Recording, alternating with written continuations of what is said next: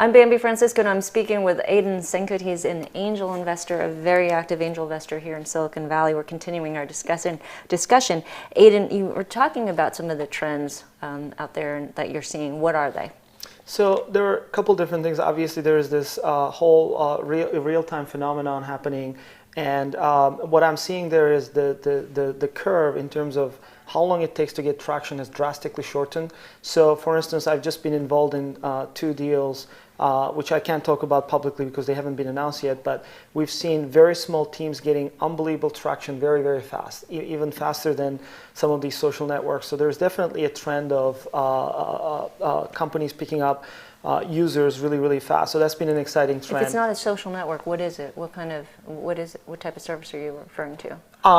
It's basically companies, whatever they're doing, like it could be an iPhone app, or they could be in some kind of social network related field, but it's just been amazing how fast they can grow if the idea picks up with users. And it tends to be connected to these things being posted on Twitter or Facebook that affects the company's growth. Okay, they're leveraging Facebook. They're leveraging Facebook, and I would say that's one trend. The other trend that I see that I think is very interesting, where I think there are exciting spaces, but I'm not seeing necessarily a lot of startups. But things like healthcare, and I would split that into 2 areas.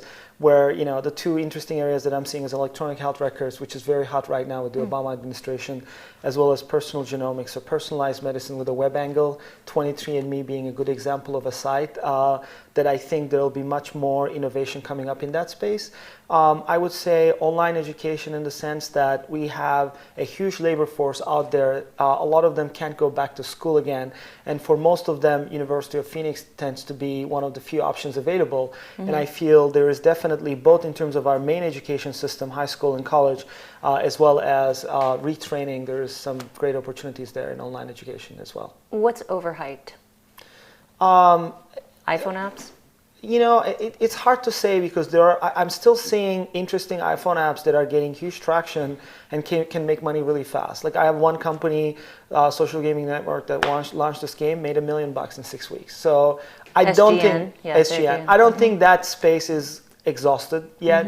But I think this whole building apps on top of social networks, I definitely see that running out of steam, because there are a few interesting areas, like gaming on top of social networks has been really successful, but not many other verticals have been as exciting in terms of business potential.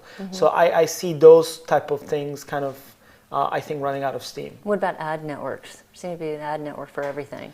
Yeah, I mean, there are plenty of ad networks, and I have to admit, I am actually investor in video ad networks, but that was a thesis that I had 3.5 years ago, where video was getting really hot, and I thought monetizing those videos are going to be really big. Today, there are so many different aspects of ad networks. There's ad networks that go after the long tail, ad networks that do behavioral targeting, and so on and so forth. I think differentiation in that space is very tough, and it's a brutal space. So all in all, I feel it's very tough to make money in that space. What do you think about a $1 billion valuation for Twitter?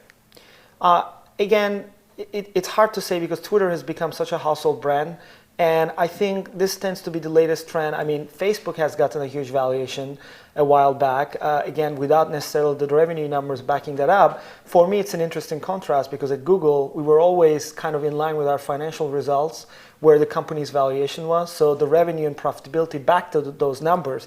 So it was a much more straightforward figure, even though the valuation was really high. Whereas with Twitter, even though the revenue numbers are not quite there, obviously the biggest thing that they're going for is the fact that they become a household name for the most part, and they have huge growth. That growth seems to be flattening a little bit, so it'll be interesting to see if they can keep up and do well. But again, it's very exciting for them, and I'm watching it very closely. Last question, what do you want to be known for as an angel investor? I think the most rewarding thing for me is to be able to support companies that actually not just succeed from a business perspective, but also do good. 2 of my companies won the World Economic Forum Technology Pioneer Award, and I'm really proud that not only am I supporting great entrepreneurs and great companies that are doing great things from a business perspective, but also their innovations actually impacting people.